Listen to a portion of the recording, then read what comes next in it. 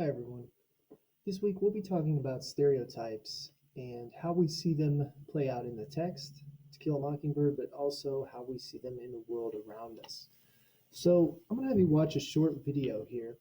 Um, it talks about the main effects of stereotypes and it talks about the stereotype threat. So, some of the effects that it's going to go over, the first one is attributional ambiguity, which is the uncertainty of stereotyped individuals to interpret the cause of others' behavior toward them, meaning when you are stereotyped, you're not sure if people are being genuine with you or if they're just sort of reacting to their own stereotype of you and they might be treating you differently.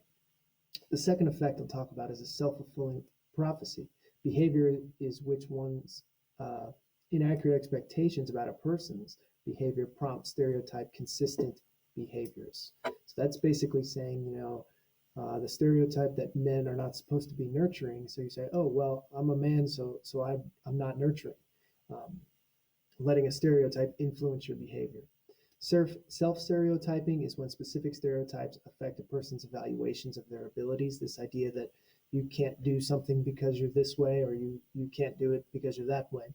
And the last one is the stereotype threat, when people are aware of a negative stereotype about their social group and they experience anxiety that might confirm the stereotype, undermining performance. And that's really going to be cleared up in the video here. So I'll play that. We'll have you guys watch this, and it'll kind of set the tone for our discussions this week.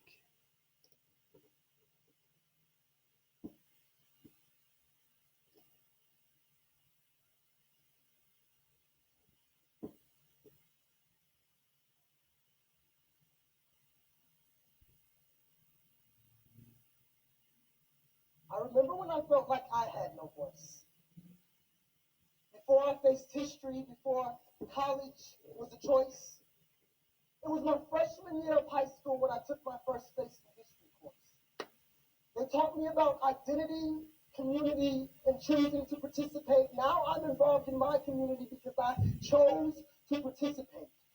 Because I used to feel like my words were like the crooked figures hidden under the barcodes that are pasted on the beaten backs of books that I was never supposed to read.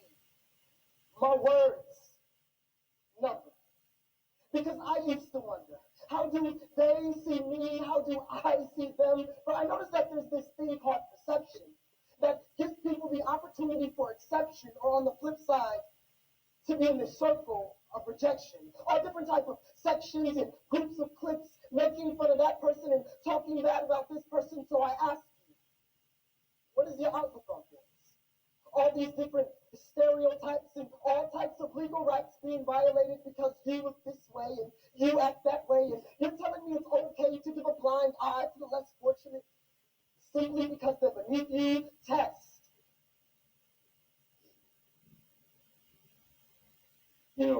I often say that people experience stereotype threat several times a day.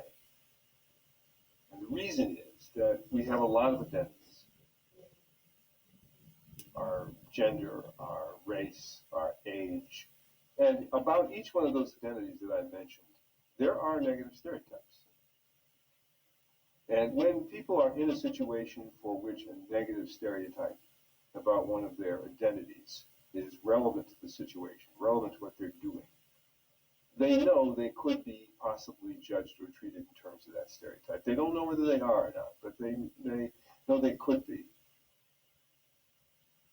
And if the situation is important, that prospect starts to threaten them and upset them and distract them and can affect performance right there in the situation. And so you can find yourself kind of adjusting and deflecting, doing things that would deflect being seen by the stereotype. And it can affect their willingness or their interest in staying in that area of life where that kind of stereotype is relevant. Test.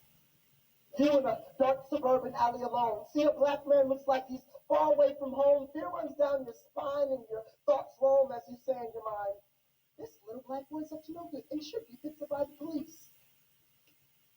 But would you believe that that boy was me, and what they didn't see was I was coming home from youth group? So tell me why the mode of predetermined thought towards me.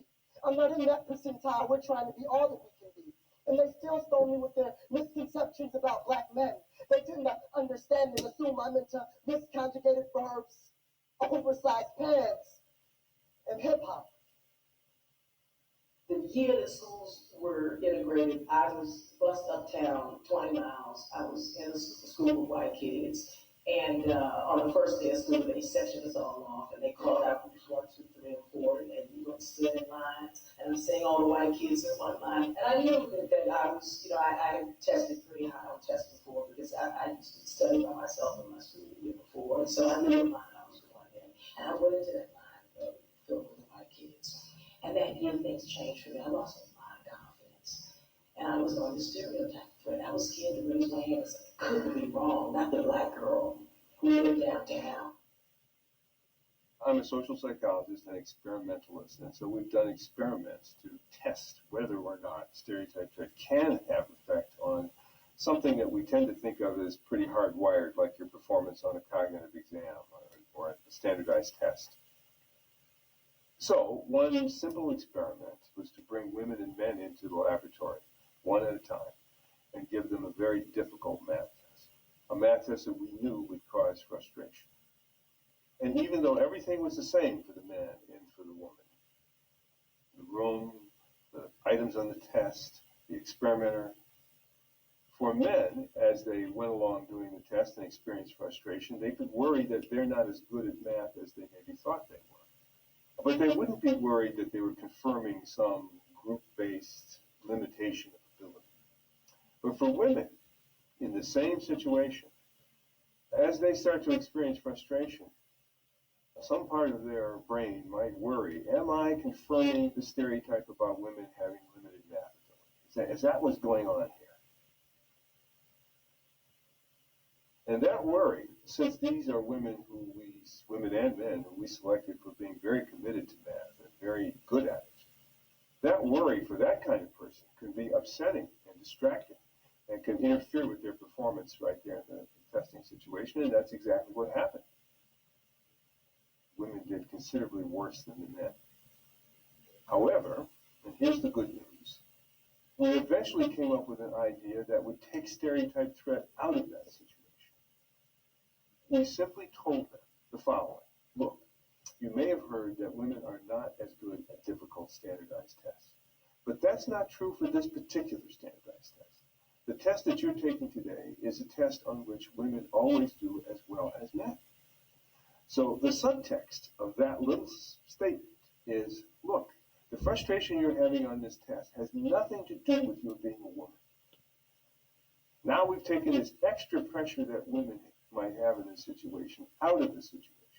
They're no longer under the pressure of confirming or being seen to confirm something, some limitation that's out there in the stereotypes of our society about women lacking math ability. And if that's what's been depressing their performance earlier, now their performance should go up to match that of equally skilled men, and that is exactly what happened.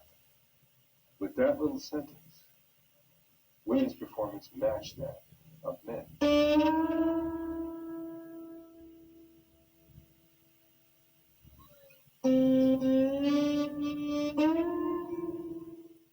So some forms of this threat are pretty minor and almost humorful, and other forms of this threat are really poignant. One thing to say in a facing history context is that stereotypes is one way by which history affects present life. The stereotypes are built up over the history of the society, and they can have an impact on people's functioning in immediate present situations, and are big factors in the way our society functions, who goes into what kinds of fields, who enjoys what kinds of work. These things are driven in big part by these kinds of threats.